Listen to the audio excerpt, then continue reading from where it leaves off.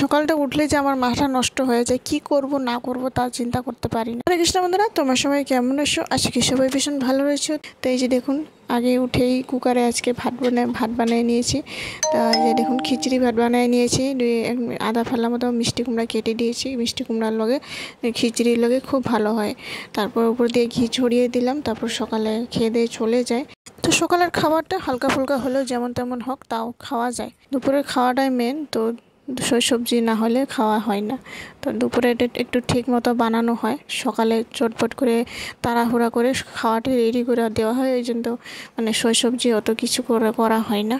তো এভাবে সিম্পলভাবে একটু ভাত কিছুটা বানিয়ে দিই, সিদ্ধ মিদ্ধ দিয়ে যেমন তেমন হোক কিছুটা করিয়ে হলেও খাওয়া যায় সকালে গরম গরম করে ভাত।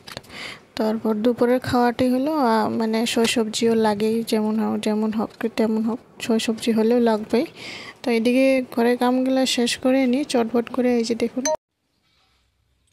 তো ঘর দুয়ার পরিষ্কার পরিচ্ছন্ন করে এদিকে সবগুলো গুছিয়ে রেখে দিলাম সব জায়গায়। তারপর এই যে দেখুন, বাইরের কাপড় ছিল, কাপড় কানি ছানি ধুয়ে এদিকে স্নান করে নিয়েছি তিলক সিলক ধারণ করে। তো পূজার কাম বাকি রয়েছে, পূজার কামটি করব এখন। এই যে দেখুন, পূজার কাম করে শেষ করে নিই। তো পূজা পানি সেরে এদিকে আমার আবার বাজার যেতে হবে। তো সবজিও ছিল না, সবজিও না থাকলে আবার কি দিয়ে রান্না করব, তো বাজারে চলে যাই। তো এই যে দেখুন, এসে যে সবজি কী লাগে নিয়ে আসলাম। ধনিয়া পাতা, পুঁই শাক নিয়ে এসেছি, একটু করলা, পটল, তারপর এখানে কচুলতি, মিষ্টি কুমড়া এগুলো নিয়ে এসেছি। তো এখানে সবজিগুলো সুন্দর করে গুছিয়ে রেখে দিই। তো চটপট করে রান্নাটি আরম্ভ করব। সকালে মানে না খেয়ে আমি বাজার করে নিয়ে আসলাম, কারণ খাওয়ার এমন টাইম নেই। তো চটপট করে বাজারও যেতে হবে। তখন 12টায় বাজছিল, 11:30 মতো বাজছিল তখন। তো করলা আলুর সবজি বানাবো। 2-3টা কাঁচা লঙ্কাও কেটে নিয়েছি একেবারে। তো এই যে দেখুন, গোল গোল সাইজের কেটে নিয়েছি। আলু একটু 2টা কেটে নিয়েছি, সুন্দর করে ভাজাভাজি করে নিলাম। তারপর এখানে পুঁই শাক নিয়ে এসেছি, পুঁই শাক আলু দিয়ে আজ সবজি করব। তো প্রথমে এই যে দেখুন, ভালোভাবে ধুয়ে নেব পুঁই শাকগুলো।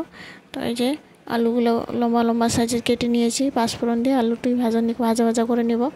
তারপর এখানে শাকগুলো দিয়ে দিই।